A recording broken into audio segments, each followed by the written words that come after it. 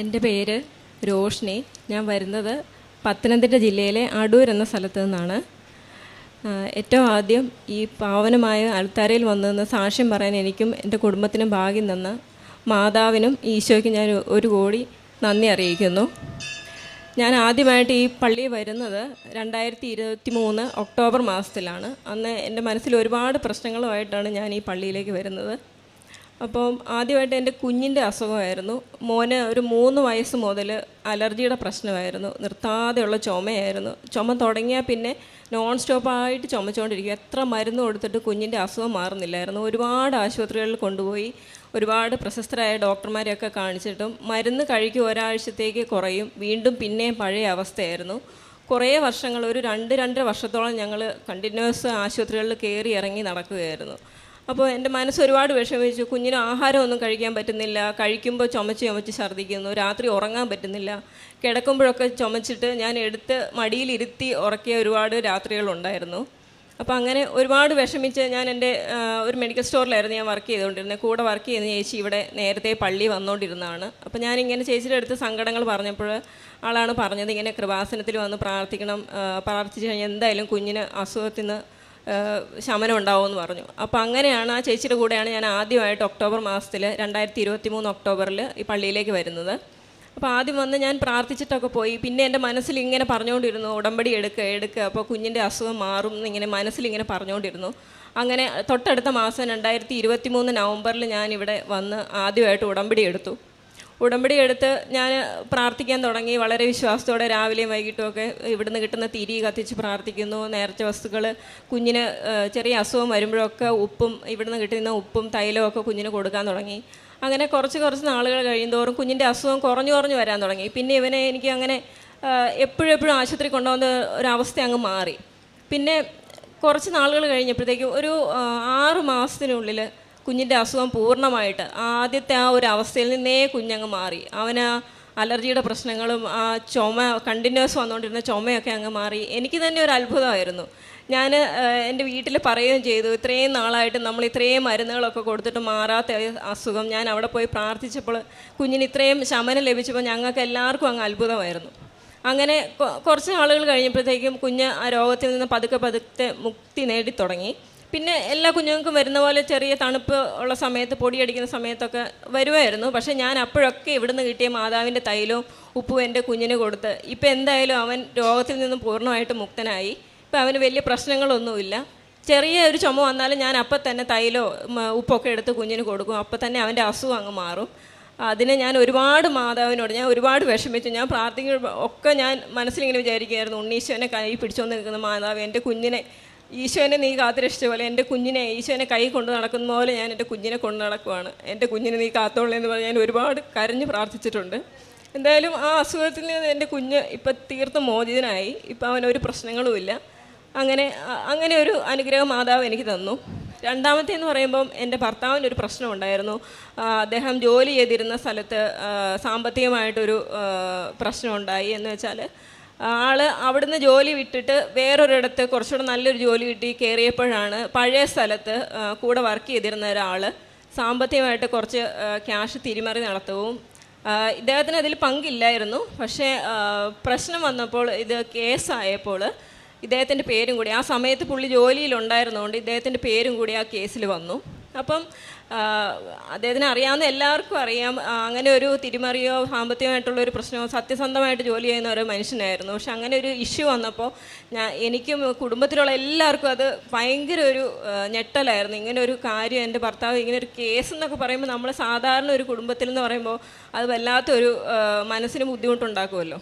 അപ്പോൾ ഞാൻ ഉടമ്പടി വെച്ചപ്പം അതും രണ്ടാമതായിട്ട് ആ കാര്യമാണ് ഞാൻ വെച്ചത്. ഇതിൽ നിന്ന് എൻ്റെ ഭർത്താവിനെ എങ്ങനെയെങ്കിലും മോചിതനാക്കി തരണം, മനസ്സോടെ അറിഞ്ഞ് ചെയ്ത ഒരു കാര്യമല്ല. അപ്പം ഇത് കേസായപ്പോഴാണ് നമ്മളിങ്ങനെ ഒരു ഇഷ്യൂ ഉണ്ടെന്നുള്ള കാര്യം തന്നെ നമ്മൾ അറിയുന്നത്. അപ്പം അങ്ങനെ ഒരുപാട് വിഷമിച്ചു. പിന്നെ നമ്മൾ പോലീസ് അങ്ങനെയൊക്കെ വരുമ്പോൾ നമുക്ക് ഒരു ബുദ്ധിമുട്ടുണ്ടല്ലോ. പിന്നെ ജോലി ചെയ്യുന്ന സ്ഥലത്താണെങ്കിലും അതൊരു നമ്മുടെ ഇതിനൊരു പ്രശ്നമായതുകൊണ്ട് ഞാൻ ഒരുപാട് വിഷമിച്ചു. അപ്പം എന്തായാലും ഇവിടെ വന്ന് പ്രാർത്ഥിച്ച് ഞാൻ ആദ്യം അവരുടെ അടുത്ത് ചെന്ന് സംസാരിക്കാനായിട്ട് ഈ പഴയ മാനേജ്മെൻറ്റിൻ്റെ അടുത്ത് ചെന്ന് സംസാരിക്കാൻ ചെന്നപ്പോൾ അവർ നല്ല ദേഷ്യത്തിലായിരുന്നു. കാരണം പുള്ളി അതിൽ ഇൻക്ലൂഡഡ് ആണെന്നുള്ള രീതിയിലാണ് അവർ സംസാരിച്ചത്. പക്ഷെ നമ്മൾ മനസ്സറിഞ്ഞ കാര്യമല്ല, എനിക്കത് നന്നായിട്ട് അറിയാം. കാരണം അദ്ദേഹം അങ്ങനെ ചെയ്യുന്ന ഒരു വ്യക്തിയല്ലെന്ന് നമുക്ക് എല്ലാവർക്കും അറിയാമായിരുന്നു. അപ്പോൾ ഞാൻ ഇവിടെ വന്ന് ഉടമ്പടി എടുത്തപ്പോൾ അത് വെച്ച് പ്രാർത്ഥിച്ചു. ഞാൻ രണ്ടാമത്തെ പ്രാവശ്യം അവിടെ സംസാരിക്കാൻ വേണ്ടി പോകുകയെന്ന് പറഞ്ഞപ്പോൾ ഞാൻ ഈ കാശ് രൂപം കൊടുത്തു വിട്ടു. ഇത് കൈ വെച്ചോ, ഇത് കൈ വെച്ചിട്ട് ചേട്ടായി ഹസ്ബൻഡിൻ്റെ അടുത്ത് പറഞ്ഞു അവിടെ ചെന്ന് സംസാരിക്കുമ്പോൾ എന്തായാലും എന്തെങ്കിലും ഒരു തീരുമാനം ഇതിനുണ്ടാവും, മാതാവ് കൂടെ വരുമെന്ന് പറഞ്ഞ് ഞാൻ ഈ കാശ് രൂപം കൈ കൊടുത്തു വിട്ടു. തിരിച്ച് വന്നപ്പോൾ എൻ്റെ അടുത്ത് പറഞ്ഞു, അവിടെ ചെന്ന് സംസാരിച്ചപ്പോൾ അവർ പറഞ്ഞു നോക്കട്ടെ, പ്രശ്നമൊന്നും ഇല്ലായിരിക്കും, കാരണം ഇദ്ദേഹത്തിനെ അവർക്ക് വർഷങ്ങളായിട്ട് അറിയാവുന്നതായതുകൊണ്ട് ഇത് പ്രശ്നമൊന്നും ഇല്ലാത്ത രീതിയിൽ ചെയ്തു തരാൻ നോക്കട്ടെ എന്ന് പറഞ്ഞു. അപ്പോൾ അങ്ങനെ പിന്നെ ഒരു വക്കീലിനെ സമീപിക്കുകയും പിന്നെ ഇതിൽ നിന്ന് ഇദ്ദേഹത്തിനെ അവർ മോചിതനാക്കി, ഇദ്ദേഹം അതിൽ ഉൾപ്പെട്ടിട്ടില്ല, അതൊരു തെറ്റിദ്ധാരണ മൂലം ഉണ്ടായതാണെന്നും പറഞ്ഞുകൊണ്ട് മോചിതനാക്കി തരികയും ചെയ്തു. കാശ് രൂപം ഞാൻ കൈ കൊടുത്തു വിട്ടിരുന്നു കാശ് രൂപം. അപ്പം ഞാൻ പറഞ്ഞു ഇത് കൈ വെച്ച് പ്രാർത്ഥിച്ചുകൊണ്ട് അവരുടെ മുറിയിലേക്ക് കയറണം, അപ്പോൾ സംസാരിക്കാൻ നമുക്ക് എന്തായാലും മാതാവ് കൂടെ ഉണ്ടാവും, പറയാനുള്ള കാര്യങ്ങൾ തുറന്ന് പറയണം, ഞാനിതിൽ ഉൾപ്പെട്ടിട്ടില്ല, ഞാൻ നിരപരാധിയാണെന്ന് പറയണമെന്ന് ഞാൻ പറഞ്ഞു. അപ്പോൾ അതുപോലെ അത് കൊണ്ടുപോയി സംസാരിച്ച് ഞാൻ അതിൻ്റെ കൂടെ വീട്ടിലിരുന്ന് പ്രാർത്ഥിക്കുമായിരുന്നു, മാതാവേ ഈ തവണ പോകുമ്പോഴെങ്കിലും ഇതിൽ നിന്ന് മോചിതനാക്കി കിട്ടണേ എന്ന് പറഞ്ഞുകൊണ്ട്. കാരണം മനസ്സോടെ അറിഞ്ഞ കാര്യമല്ലാത്തതുകൊണ്ട് നമുക്കത് വല്ലാത്തൊരു ബുദ്ധിമുട്ടായിരുന്നു. കുറേ നാൾ ഞങ്ങൾ അതിൻ്റെ പേരിൽ മാനസികമായിട്ട് ബുദ്ധിമുട്ടി. അദ്ദേഹത്തിനും ജോലി ചെയ്യുമ്പോഴൊക്കെ ഇങ്ങനെ ഒരു പേരുദോഷം നമുക്കുണ്ടായല്ലോ എന്നുള്ള വിഷമം അദ്ദേഹത്തിന് നന്നായിട്ടുണ്ടായിരുന്നു. അപ്പം ഞാൻ വീട്ടിലിരുന്ന് ഇദ്ദേഹം പോയ സമയത്ത് തന്നെ ഞാൻ വീട്ടിലിരുന്ന് പ്രാർത്ഥിക്കുകയായിരുന്നു, ദൈവമേ ഇതിൽ നിന്ന് അദ്ദേഹത്തിനെ മോചിതനാക്കി തരണേ, മാതാവിനെ ഞാൻ കൂടെ വിട്ടേക്കോ, മാതാവിനോട് ഞാൻ പറഞ്ഞിട്ടുണ്ട് കൂടെ പോണേ, അവിടെ ചെന്ന് സംസാരിക്കാൻ പറ്റണേ എന്ന് ഞാൻ പറഞ്ഞ് പ്രാർത്ഥിച്ചു. അതുപോലെ തന്നെ തിരിച്ചു വന്നപ്പോൾ എൻ്റെ അടുത്ത് പറഞ്ഞു, അവർ പറഞ്ഞു കുഴപ്പമൊന്നുമില്ല, ഇതിൽ വിഷ്ണു ഉൾപ്പെട്ടിട്ടില്ല എന്ന് ഞങ്ങൾക്കറിയാം, അങ്ങനെ ഒരു വ്യക്തിയല്ല എന്നറിയാം, അതുകൊണ്ട് പ്രശ്നമൊന്നുമില്ല, നമുക്ക് സംസാരിച്ച് ശരിയാക്കാമെന്ന് പറഞ്ഞു. എന്തായാലും ആ പ്രശ്നത്തിൽ നിന്ന് എൻ്റെ ഭർത്താവ് ഇപ്പോൾ മോചിതനായിരിക്കുകയാണ്. ഞാൻ ഒരുപാട് വിഷമിച്ചു, കരഞ്ഞു പ്രാർത്ഥിച്ചു. ഇങ്ങനെ ഒരു സംഭവം അദ്ദേഹം അറിഞ്ഞുകൊണ്ട് സംഭവിച്ചതല്ല, അതുകൊണ്ട് ഇതിന് മോചിതനാക്കി തരണേന്ന് പറഞ്ഞാൽ ഒരുപാട് കരഞ്ഞ് പ്രാർത്ഥിച്ചാണ് മാതാവ് എനിക്കത് നടത്തി തന്നു. ഈശോയ്ക്കും മാതാവിനും അതിൻ്റെ പേരിൽ ഒരുപാട് നന്ദി ഞാൻ അറിയിക്കുകയാണ്. അവസാനമായിട്ട് പറയാനുള്ള എൻ്റെ ജോലിയുടെ കാര്യമാണ്. ഞാൻ ഒരു ഫാർമസിസ്റ്റാണ്, ഡിപ്ലോമയാണ് പഠിച്ചിറങ്ങിയത് 2010 അന്ന് മുതൽ ഞാൻ വർക്ക് ചെയ്തുകൊണ്ടിരിക്കുകയാണ്. ഓരോ ഹോസ്പിറ്റലിലും മെഡിക്കൽ സ്റ്റോറിലൊക്കെ ആയിട്ട് വർക്ക് ചെയ്യുമായിരുന്നു. അപ്പം ഞാൻ 2020 PSC എക്സാം എഴുതിയായിരുന്നു ഫാർമസിസ്റ്റിൻ്റെ. അതിൻ്റെ ലിസ്റ്റ് വന്നപ്പോൾ ഞാൻ അതിലുണ്ടായിരുന്നു. അപ്പോൾ ഒരുപാട് കഷ്ടപ്പെട്ട് കുഞ്ഞിന് 1.5 വയസ്സ് ഉള്ളപ്പോഴാണ് ഞാൻ എക്സാം എഴുതുന്നത്. അവനെ ഉറക്കി കിടത്തിയിട്ടും അവന് കളിക്കാൻ എന്തെങ്കിലുമൊക്കെ വെച്ച് കൊടുത്തിട്ടൊക്കെയാണ് ഞാൻ പഠിച്ചുകൊണ്ടിരുന്നത്. അപ്പോൾ കുറേ അതിൻ്റെ പുറകെ നടന്നിട്ടാണ് പരീക്ഷ എഴുതിയത്. എന്ന് വെച്ചാൽ അങ്ങനെ അങ്ങ് PSCയുടെ പുറകെ നടന്നെന്നല്ല ഞാൻ പറയുന്നത്, പക്ഷേ ആ സമയത്ത് എനിക്കത് നല്ലൊരു സ്ട്രഗിളായിരുന്നു. കുഞ്ഞിനെ നോക്കണം, അതിൻ്റെ കൂടെ ഞാൻ വർക്കിങ്ങും ആയിരുന്നു, ജോലിക്ക് പോകണം, അതിൻ്റെ ഇടയ്ക്ക് പഠിക്കണം. അപ്പോൾ ഞാൻ ശരിക്കും ബുദ്ധിമുട്ടി തന്നെയാണ് പഠിച്ചത്. അപ്പോൾ എന്തായാലും ലിസ്റ്റ് വന്നപ്പോൾ ഞാൻ അതിലുണ്ടായിരുന്നു. അപ്പോൾ നമുക്കൊരു പ്രതീക്ഷയായി, ലിസ്റ്റ് വന്ന സമയത്ത് ലിസ്റ്റിലുണ്ടല്ലോ, ജോലി കിട്ടുമെന്നുള്ളൊരു പ്രതീക്ഷ ഉണ്ടായിരുന്നു. 22 ലിസ്റ്റ് വരുന്നത്. അപ്പോൾ 22 ലിസ്റ്റ് വന്നു. ഇങ്ങനെ സമയം പോയിക്കൊണ്ടിരിക്കുകയാണ്. ഇതിങ്ങനെ കുറച്ച് പോസ്റ്റിങ്ങൊക്കെ നടന്ന് ഞാൻ 120 പേരുള്ള ഒരു ലിസ്റ്റായിരുന്നു ടോട്ടൽ. ഞാൻ 79ാമത്തെ ആയിരുന്നു. അപ്പോൾ ജോലി കിട്ടുമെന്നുള്ളൊരു പ്രതീക്ഷ ഉണ്ടായിരുന്നു ശരിക്കും. അങ്ങനെ സമയം പോയിക്കൊണ്ടിരിക്കുകയാണ്. ഓരോ വർഷവും 1-2 പോസ്റ്റിങ്ങൊക്കെ നടന്നിങ്ങനെ പോവുകയാണ്. 2022 കഴിഞ്ഞു, 23 കഴിയാറായി. അപ്പോഴും എൻ്റെ അടുത്തേക്ക് വരുന്നില്ല, അത്രയും ആൾക്കാരുടെ പോസ്റ്റിംഗ് നടക്കുന്നില്ല. അപ്പം ഞാൻ ഇതിൻ്റെ ബന്ധപ്പെട്ട സ്ഥലങ്ങളിലൊക്കെ അന്വേഷിച്ചപ്പോഴും ഈ ലിസ്റ്റിൽ നിന്ന് ഇനിയിപ്പോൾ പോസ്റ്റിംഗ് നടക്കാൻ സാധ്യതയില്ല, കാരണം വേക്കൻസി കുറവാണ്. അപ്പോൾ പോസ്റ്റിംഗ് ഇനിയിപ്പോൾ നടക്കുമെന്നറിയില്ല. അതിൻ്റെ ഇടയ്ക്ക് പിന്നെ പല പ്രശ്നങ്ങൾ, ഓരോ പ്രശ്നങ്ങളൊക്കെ ആയിട്ട് പോസ്റ്റിംഗ് വൈകി പോവുകയായിരുന്നു. അപ്പോൾ കിട്ടുമോ ഇല്ലയോ എന്നുള്ളൊരു ഒരു സംശയത്തിൽ ഇങ്ങനെ ഇരിക്കുമായിരുന്നു. പക്ഷെ മനസ്സിന് ശരിക്കും വിഷമമുണ്ട്. കഷ്ടപ്പെട്ട് പഠിച്ചിട്ടും ദൈവമേ ലിസ്റ്റിൽ കയറിയിട്ടും ഇത് കിട്ടാതെ പോയി കഴിഞ്ഞാൽ ഇനി ഒരു എക്സാം വന്ന് അത് പഠിച്ച് എഴുതി കയറാൻ പറ്റുമോ എന്നുള്ളൊരു സംശയം എനിക്ക് നന്നായിട്ടുണ്ടായിരുന്നു. എക്സാം നടന്നത് 2019 ഇത് 19 കഴിഞ്ഞു, 2020 എക്സാം നടന്നത്. 20 കഴിഞ്ഞു, 21 കഴിഞ്ഞു, 22 കഴിഞ്ഞു, 23 ആയപ്പോഴും ഇതിൽ കുറച്ച് പോസ്റ്റിംഗ് നടന്നിങ്ങനെ പോവുമായിരുന്നു. അപ്പോഴും ഞങ്ങൾക്ക് കിട്ടാനുള്ളൊരു വേക്കൻസി വന്നിട്ടില്ല. എനിക്കും എൻ്റെ കൂടെ കുറച്ച് കൂട്ടുകാർക്കും കിട്ടാനുള്ളൊരു ഇത് വരുന്നില്ല. അങ്ങനെ 2023 നവംബറിൽ ഞാൻ ഉടമ്പടി വെച്ചപ്പോൾ എൻ്റെ ജോലിക്കാര്യം കൂടെ അതിലൊരു നിയോഗമായിട്ട് ഞാൻ വെച്ചു. മാതാവേ, ഇതിനെന്തെങ്കിലും ഒരു തീരുമാനം ഉണ്ടാക്കി തരണം. ഞാൻ ഇത്രയും കഷ്ടപ്പെട്ട് പഠിച്ചതാണ്. പഠിച്ച് അന്ന് നാൾ മുതൽ ഞാൻ വർക്ക് ചെയ്തുകൊണ്ടിരിക്കുകയാണ്. ഞാൻ ഇതിൻ്റെ ടച്ചൊന്നും എനിക്ക് വിട്ടുപോയിട്ടില്ല. അപ്പോൾ എനിക്ക് ഒരു ഗവൺമെൻറ് സർവീസിൽ കയറണമെന്ന് വലിയ ആഗ്രഹം മനസ്സിലുണ്ടായിരുന്നു. എങ്ങനെയെങ്കിലും പഠിച്ച് കയറണം എന്നൊരാഗ്രഹമുണ്ട്. ലിസ്റ്റിൽ കയറുകയും ചെയ്തു. ഇനി ഇതിൽ നിന്ന് എന്നെ ഒഴിവാക്കല്ലേ മാതാവേ എന്ന് പറഞ്ഞ് ഞാൻ ഒരുപാട് വിഷമിച്ച് കരഞ്ഞ് പ്രാർത്ഥിച്ചു. അങ്ങനെ 23 നവംബറിൽ ഉടമ്പടി എടുത്ത നിയോഗം വെച്ചപ്പോൾ ഞാൻ ഈ ജോലിക്കാര്യം കൂടെ വെച്ചു. അങ്ങനെ 23 കഴിഞ്ഞു. ഞാൻ ഉടമ്പടി ജീവിതത്തിൽ പോയിക്കൊണ്ടിരിക്കുകയാണ്. പ്രാർത്ഥനകളും അങ്ങനെ പ്രേക്ഷിത പ്രവർത്തനവും കാരുണ്യപ്രവർത്തനമൊക്കെ ഇട്ട് ഇങ്ങനെ പോവുകയാണ്. അതിൻ്റെ ഇടയ്ക്ക് പറയാതിരിക്കാൻ വയ്യ, കുറച്ച് എൻ്റെ പ്രാർത്ഥനകളിലൊക്കെ കുറച്ച് ഉഴപ്പുകൾ വന്നിട്ടുണ്ട്. അതിൻ്റേതായ ഡിലേ എൻ്റെ കാര്യങ്ങൾ വന്നുകൊണ്ടിരുന്നു. അപ്പം ഇടയ്ക്ക് എനിക്ക് തോന്നി ഇങ്ങനെ പോയാൽ പോരാ, ഉടമ്പടി എടുത്ത ഞാൻ നന്നായിട്ട് ഉടമ്പടി പ്രാർത്ഥനകളും പ്രവർത്തനങ്ങളുമായിട്ട് പോയേ പറ്റത്തുള്ളൂ എന്ന് തോന്നി. അങ്ങനെ വീണ്ടും ഞാൻ ഉടമ്പടി പുതുക്കി. അപ്പോൾ ഈ 2025 ജനുവരി 27 ഈ കഴിഞ്ഞ ജനുവരി 27 ലിസ്റ്റ് തീരുവാണ്. അപ്പോൾ അങ്ങനെ സമയം പോയിക്കൊണ്ടിരുന്നു. വീണ്ടും ഞാൻ ഉടമ്പടി പുതുക്കി.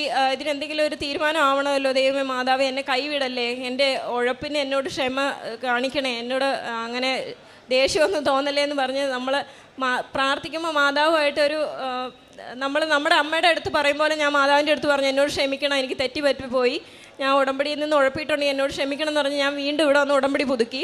കഴിഞ്ഞ ഡിസംബറിൽ ഉടമ്പടി പുതുക്കി. അപ്പോൾ 27 ജനുവരി തീരേണ്ട ലിസ്റ്റായിരുന്നു. ഇങ്ങനെ ഉടമ്പടി പുതുക്കി ഞാൻ പ്രാർത്ഥിച്ചു. വീണ്ടും എൻ്റെ പ്രവർത്തനങ്ങളൊക്കെ പഴയ പോലെ ഊർജിതമായിട്ട് കൊണ്ടുപോയി. പ്രേക്ഷിത പ്രവർത്തനം, കാരുണ്യപ്രവർത്തനമൊക്കെ കൊണ്ടുപോയി. അങ്ങനെ 2025 ജനുവരി 27 ലിസ്റ്റ് തീരുവാണ്. അപ്പോൾ പ്രതീക്ഷയുണ്ട് മനസ്സിൽ, എന്നാലും ഒരു പേടി, എന്തായിരിക്കും ഇനി കുറച്ച് നാളുകളും കൂടെ ഉള്ളൂ, ജോലി കിട്ടുമോ ഇല്ലയോ, അതോ ഒഴിവാക്കപ്പെടുമോ എന്നുള്ളൊരു പേടി എൻ്റെ മനസ്സിലുണ്ടായിരുന്നു. അങ്ങനെ 27 തീരേണ്ട ലിസ്റ്റിന് തൊട്ട് 10 ദിവസം മുമ്പ് വേക്കൻസി ഇല്ല എന്ന് പറഞ്ഞ പോസ്റ്റിൽ പോസ്റ്റ് ക്രിയേഷൻ നടക്കുകയാണ്. പോസ്റ്റ് ക്രിയേഷൻ നടന്നു. ജോലി കിട്ടും എന്നുള്ളൊരു സാധ്യതയിലേക്ക് വന്നപ്പോഴത്തേക്കും എനിക്ക് ഒരുപാട് സന്തോഷം തോന്നി. കാരണം ഞാൻ ഇവിടെ വന്ന് കരഞ്ഞ് പ്രാർത്ഥിച്ചിട്ട് മാതാവിനെ കൈവിട്ടില്ലല്ലോ, കൈവിടില്ലെന്ന് എനിക്ക് ഉറപ്പുണ്ടായിരുന്നു. അങ്ങനെ 2025 ജനുവരി 17 പോസ്റ്റ് ക്രിയേഷൻ നടന്നു. വീണ്ടും ഇതിൻ്റെ പ്രോസസ്സിംഗ് ഒക്കെ നടന്നുകൊണ്ടിരുന്നു. അങ്ങനെ ഫെബ്രുവരി 7 എനിക്ക് ജോലിയുടെ അഡ്വൈസ് കൈ കിട്ടി. അപ്പോൾ ഞാനിവിടെ വന്ന് വീണ്ടും പ്രാർത്ഥിച്ചു. എനിക്ക് സാക്ഷ്യം പറയണമല്ലോ. അന്ന് പക്ഷെ വന്നപ്പോൾ എനിക്ക് സാക്ഷ്യം പറയാൻ പറ്റിയില്ല. അപ്പോൾ ഞാൻ മനസ്സിൽ ഉറപ്പിച്ചു, മാതാവേ, അപ്പോയിൻമെൻറ്റ് കൈ കിട്ടി, ഞാൻ ജോലിക്ക് സൈൻ ചെയ്യുന്നതിന് മുമ്പ് ഇവിടെ വന്ന് ഈ അൾത്താരയിൽ വന്ന് സാക്ഷ്യം പറഞ്ഞിട്ടേ ഞാൻ ജോലിക്ക് പോകത്തുള്ളൂ, ഞാൻ ജോലിക്ക് കയറുകയുള്ളൂ എന്ന് ഞാൻ ഉറപ്പിച്ചിട്ടാണ് അന്ന് പോയത്. അങ്ങനെ മാതാവിൻ്റെയും ഈശോയുടെയും കാരുണ്യത്താൽ, അനുഗ്രഹത്താൽ എനിക്ക് ഇന്നലെ എൻ്റെ അപ്പോയിൻമെൻറ്റ് ഓർഡർ എൻ്റെ കൈ കിട്ടി. എനിക്ക് എത്രയും പെട്ടെന്ന് എനിക്ക് ജോയിൻ ചെയ്യാം, ഞാൻ ഇവിടെ വന്ന് പറഞ്ഞിട്ടേ ജോയിൻ ചെയ്യുള്ളൂ എന്നൊരു വാക്ക് മാതാവിന് കൊടുത്തിട്ടുണ്ടായിരുന്നു. അപ്പം ഞാൻ ഇന്ന് അത് പറയാൻ വേണ്ടി വന്നതാണ്. എൻ്റെ അപ്പോയിൻമെൻറ്റ് ഓർഡറാണിത്. ഇന്നലെയാണ് എൻ്റെ കൈ കിട്ടിയത്. തടസ്സങ്ങൾ ഒരുപാടുണ്ടായിരുന്നു. ഒരുപാടെന്ന് പറഞ്ഞാൽ എന്തൊക്കെയാണെന്ന് എനിക്ക് പറയാൻ വയ്യ. അങ്ങനെ എനിക്ക് അറിയാവുന്നതും അറിയാത്തതുമായ ഒരുപാട് തടസ്സങ്ങൾ ഇതിൻ്റെ അകത്തുണ്ടായിരുന്നു. ഒഫീഷ്യലായിട്ടുള്ള പല പല കാര്യങ്ങളുണ്ടായിരുന്നു. അതെല്ലാം മാറ്റി മാതാവ് എല്ലാ വഴികളും എനിക്ക് തുറന്നു തന്നു. എനിക്കും എൻ്റെ കൂടെ ഒരുപാട് പേര് ഇതിനു വേണ്ടി കഷ്ടപ്പെട്ടിരുന്നു. അവർക്കും ജോലി കിട്ടിയിട്ടുണ്ട്. കുറച്ച് പേര് ഇന്നലെയൊക്കെ ആയിട്ട് ജോയിൻ ചെയ്തു. ഞാനിത് പറഞ്ഞിട്ടേ ജോയിൻ ചെയ്യുള്ളൂ എന്ന് മാതാവിന് വാക്ക് കൊടുത്തുകൊണ്ട് ഞാൻ ഇന്ന് വന്ന് ഇത് സാക്ഷ്യം പറയുവാണ്. എനിക്കിത് പറഞ്ഞിട്ട് തിങ്കളാഴ്ച പോയി ജോയിൻ ചെയ്യാനാണ്. അപ്പോൾ എല്ലാവരോടും ഞാൻ പറയുവാണ്, മാതാവ് നിങ്ങൾ കണ്ണുനീരോടുകൂടി പ്രാർത്ഥിച്ചാൽ, വിശ്വാസത്തോടുകൂടി പ്രാർത്ഥിച്ചാൽ മാതാവ് ഈശോയെ കൈവിടില്ല. എനിക്ക് ഉറപ്പുണ്ട്. ഞാൻ എപ്പോഴും മനസ്സിൽ വിചാരിക്കും, മാതാവ് എൻ്റെ കുറച്ച് കഷ്ടപ്പെട്ട് പഠിച്ചതാണ്, കുറേ കഷ്ടപ്പാടുകൾ എൻ്റെ ജീവിതത്തിലുണ്ടായിരുന്നു. പക്ഷേ എനിക്ക് ഉറപ്പുണ്ടായിരുന്നു, ഞാൻ പ്രാർത്ഥിക്കും തോറും അതിൻ്റെ വീര്യം കുറഞ്ഞ് എനിക്ക് എന്തെങ്കിലും ഒരിക്കലും ഒരു നല്ല കാലം വരുമെന്ന് എനിക്ക് നല്ല ഉറപ്പുണ്ടായിരുന്നു. അതുപോലെ തന്നെ ഞാൻ ഗവൺമെൻറ് സർവീസിലേക്ക് കയറുവാണ്. തിങ്കളാഴ്ച ഞാൻ പോയി ജോയിൻ ചെയ്യുവാണ്. അതിന് മുമ്പ് മാതാവിൻ്റെ ആൾക്കാരെ വന്നെന്ന് പറയാൻ ഞാൻ വാക്ക് പറഞ്ഞിരുന്നു. അപ്പം അത് പറയാനാണ് ഞാനിപ്പോൾ ഇവിടെ വന്നത്. എൻ്റെ കുടുംബത്തിനെല്ലാം മാതാവ്, ഞാൻ പ്രാർത്ഥിച്ച കാര്യങ്ങളെല്ലാം മാതാവ് എനിക്ക് നടത്തി തന്നു. എനിക്ക് ഒരുപാട്, 1 കോടി എന്ന് പറഞ്ഞാൽ പോരാ, ഒരുപാട് നന്ദിയുണ്ട് മാതാവിൻ്റെ അടുത്തും ഉന്നീശയുടെ അടുത്തും എൻ്റെ പ്രാർത്ഥനകളെല്ലാം കേട്ടതിന്. പിന്നെ എൻ്റെ കാരുണ്യപ്രവർത്തനം എന്ന് പറഞ്ഞാൽ, ഞാൻ എൻ്റെ വീടിൻ്റെ അടുത്തൊരു ഈ മെൻ്റലി റിട്ടാർഡഡ് ആയിട്ടുള്ള കുട്ടികളുണ്ട്. 18 വയസ്സിനുള്ള മുകളിലുള്ള ലേഡീസൊക്കെ ഉണ്ട്.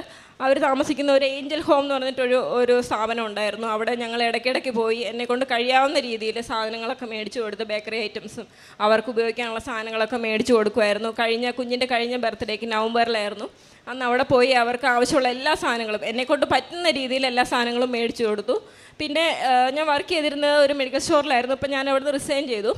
അവിടെയാണെങ്കിലും ഇടയ്ക്കിടയ്ക്ക് ഇങ്ങനെ സഹായമൊക്കെ ചോദിച്ച് ഓരോരുത്തർ വരും. അപ്പം നമുക്ക് പറ്റുന്ന രീതിയിൽ എൻ്റെ കയ്യിലുള്ള പോലെ ഞാൻ അവരെ എല്ലാം സഹായിക്കുമായിരുന്നു. എല്ലാവരെയും സഹായിക്കണം എന്ന് ആഗ്രഹമുണ്ട്. എനിക്ക് ഇനി ഒരു നല്ല അവസരം വരുമ്പോൾ എനിക്ക് എൻ്റെ കയ്യിലുള്ള പോലെ ഞാൻ എല്ലാവരെയും സഹായിക്കുന്നതായിരിക്കും. അത് ഞാൻ മാതാവിന് കൊടുത്ത് ഉറപ്പാണ്.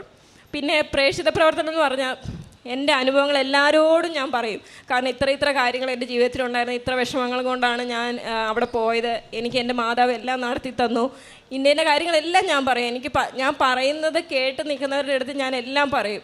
കാരണം ഈ പത്രം മേടിച്ചുകൊണ്ട് പോയി ഞാൻ എല്ലായിടത്തും കൊടുക്കുമായിരുന്നു. എൻ്റെ വീടിൻ്റെ അടുത്തും പിന്നെ എവിടെയൊക്കെ എനിക്ക് പോകാൻ പറ്റുമോ. ജോലി കഴിഞ്ഞിട്ട് ഞാൻ 6 മണിക്കാണ് ഇറങ്ങുന്നത്. അത് കഴിഞ്ഞ് ഞാൻ പോകും, എവിടെയെങ്കിലുമൊക്കെ പോയി എല്ലാവർക്കും ഞാൻ കൊടുക്കും. അതുപോലെ എനിക്ക് ജോലി ആവശ്യത്തിനായിട്ട് ഒരു പ്രാവശ്യം ഇവിടുന്ന് 2 കെട്ട് പത്രം ഞാൻ മേടിച്ചുകൊണ്ട് പോയി കോട്ടയത്തിന് പോകേണ്ട ആവശ്യമുണ്ടായിരുന്നു. ഞാൻ അവിടെ ചെന്ന് ആവശ്യം നടത്തിയിട്ട് കോട്ടയം സ്റ്റാൻഡിലൂടെ നടന്ന് ഞാൻ എല്ലാവർക്കും പത്രം കൊടുത്തു. അവിടെയുള്ളവർ പലരും എൻ്റെ അടുത്ത് ചോദിച്ചു, ഇത് നിങ്ങൾ പോയിട്ടുണ്ടോ, ശരിക്കുള്ളതാണോ ഇതെന്നൊക്കെ ഞാൻ ചോദിച്ചു. ഞാൻ പറഞ്ഞു, ചേട്ടാ ഇത് എൻ്റെ അനുഭവങ്ങളാണിത്. നിങ്ങളിത് ഈ പത്രം വായിച്ചു നോക്കണം. അപ്പോൾ നിങ്ങൾക്ക് അറിയാൻ പറ്റും. എൻ്റെ മാത്രമല്ല, ഒരുപാട് ആൾക്കാരുടെ അനുഭവങ്ങൾ ഈ പത്രത്തിൻ്റെ അകത്തുണ്ട്.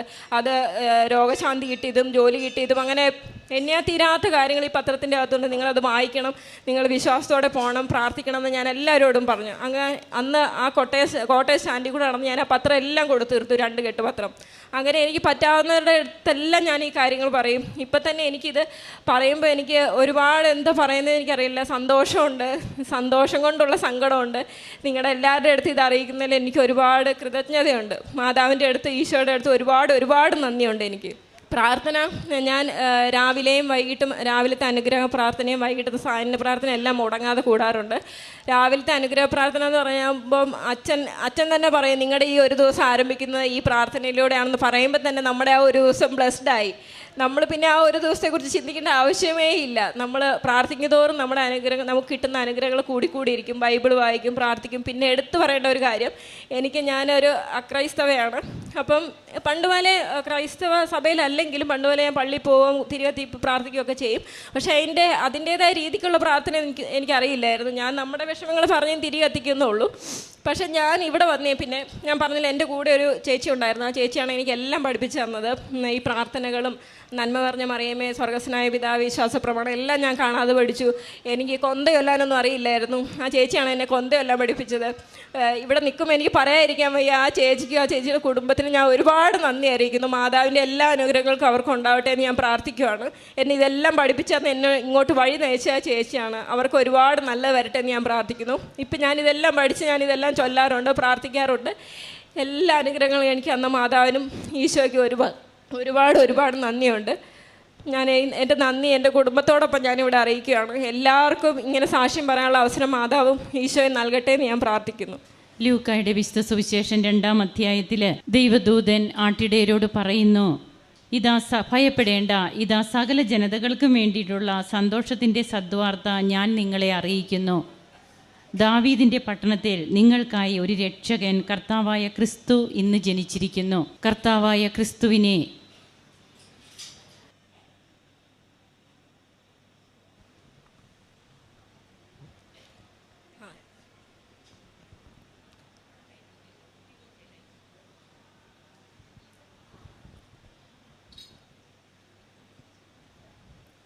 എൻ്റെ പേര് രോഷ്നി. ഞാൻ വരുന്നത് പത്തനംതിട്ട ജില്ലയിലെ അടൂർ എന്ന സ്ഥലത്തു നിന്നാണ്. ഏറ്റവും ആദ്യം ഈ പാവനമായ അൾത്താരയിൽ വന്നതെന്ന് സാക്ഷ്യം പറയാൻ അങ്ങനെ തനിക്ക് കിട്ടിയ ജോലി താൻ ഉടനെ ജോയിൻ ചെയ്യാൻ പോകുന്നു. കാരുണ്യ പ്രവർത്തനങ്ങൾ, പ്രേക്ഷിത പ്രവർത്തനം, തൻ്റെ വ്യക്തിപരമായ പ്രാർത്ഥന, ഇതൊക്കെ എങ്ങനെ ഈ മകൾ ചെയ്യുന്നു. അതുകൊണ്ട് തന്നെയാണ് ദൈവത്തിന് അടങ്ങിയിരിക്കാൻ പറ്റുന്നില്ല. ദൈവത്തെ വിളിച്ചിറക്കുകയാണ് ഇങ്ങനെയുള്ള മക്കളൊക്കെ അവരുടെ ജീവിതത്തിലൂടെ. നമുക്ക് കരങ്ങളടിച്ച് ഈ കുടുംബത്തിനെ സമർപ്പിച്ച് ദൈവം നൽകിയ എല്ലാ കൃപകൾക്കും ഈശോയ്ക്കും അമ്മയ്ക്കും നന്ദി പറയാം. യേശുവെ നന്ദി, യേശുവെ സ്തുതി, യേശുവെ ആരാധന. യേശു രക്ഷകനാണെന്ന് അധരം കൊണ്ട് ഏറ്റുപറഞ്ഞ് ഹൃദയത്തിൽ ദൈവം അവനെ മരിച്ചവരിൽ നിന്ന് ഉയർപ്പിച്ചു എന്ന് വിശ്വസിക്കുന്ന ഒരു ജനത ഇന്ന് കൃപാസനത്തിൽ എങ്ങനെയാണ് രൂപപ്പെടുക? അത് അവരുടെ തന്നെ ബോധ്യങ്ങളും അവരുടെ തന്നെ ദൈവസ്നേഹവും വിശ്വാസവും വിശ്വസ്തതയുമൊക്കെയാണ്. നിങ്ങൾക്കായി രക്ഷകൻ ഉദയം ചെയ്തിരിക്കുന്നു. സകല ജനതകൾക്കും വേണ്ടിയിട്ടുള്ള സന്തോഷത്തിൻ്റെ സദ്വാർത്ത എന്ന് ദൈവദൂതൻ ആട്ടിടയരോട് പറഞ്ഞത് ഇന്ന് ഓരോ കുടുംബത്തോടും താനൊരു അക്രൈസ്തവ സഹോദരിയാണെന്നും തനിന്ന് എങ്ങനെയാണ് പ്രാർത്ഥന എന്താണെന്ന് താൻ മനസ്സിലാക്കി അതിന് തനിക്ക് ഒരു നിമിത്തമായത് മറ്റൊരു സഹോദരിയാണ്. ആ കുടുംബത്തെയും ദൈവം കൃപ ചൊരിയട്ടെ എന്നൊക്കെ പറഞ്ഞ് ഈ മകൾ ഇവിടെ നിന്ന് പറയുമ്പോൾ തീർച്ചയായും അവരൊരു മെൻറ്ററാണ് ഈ മകളുടെ ജീവിതത്തിൽ. അതാരായിരുന്നാൽ തന്നെയും നമ്മുടെ ജീവിതത്തിൽ നമുക്ക് വേണ്ടിയിട്ട് നമ്മെ ഇങ്ങോട്ടൊക്കെ ആര് കൊണ്ടുവന്നാലും അവർ മെൻറ്റേഴ്സാണ്. ആത്യന്തികമായി ദൈവം നമ്മെ സ്നേഹിക്കുന്നു, ദൈവം വിളിക്കുന്നു. അതുകൊണ്ട് തന്നെയാണ് നാം ഇവിടെ വരിക. എത്രയോ പേരുണ്ട് കൃപാസന പത്രം കിട്ടിയിട്ടും ഇങ്ങോട്ട് കടന്നു വരാത്തവർ. അവരുടെ ജീവിതത്തിൽ അവർ വരും. എത്രയോ സാക്ഷ്യങ്ങൾ അതിന് നമുക്ക് തെളിവായിട്ടുണ്ട്. അവസാനം ഇവിടെ തന്നെ വന്നെത്തും അവർ. എന്നാൽ ഇന്നും ഒരു പുറംതിരിഞ്ഞ ആരെങ്കിലും നിൽപ്പുണ്ടെങ്കിൽ അവർക്ക് സാക്ഷ്യമാണ് നാം ഇവിടെ കൊടുക്കുക. ഇവിടെ വന്ന് പറയുന്ന ഓരോ സാക്ഷ്യ അനുഭവങ്ങളും അത് തന്നെയാണ്. അങ്ങനെ തൻ്റെ കുഞ്ഞിൻ്റെ രോഗസൗഖ്യം, ഇന്ന് കുഞ്ഞിന് യാതൊരു അസുഖവുമില്ല. 5 വയസ്സുള്ള മകന് വിട്ടുമാറാത്ത അലർജി, ചുമ.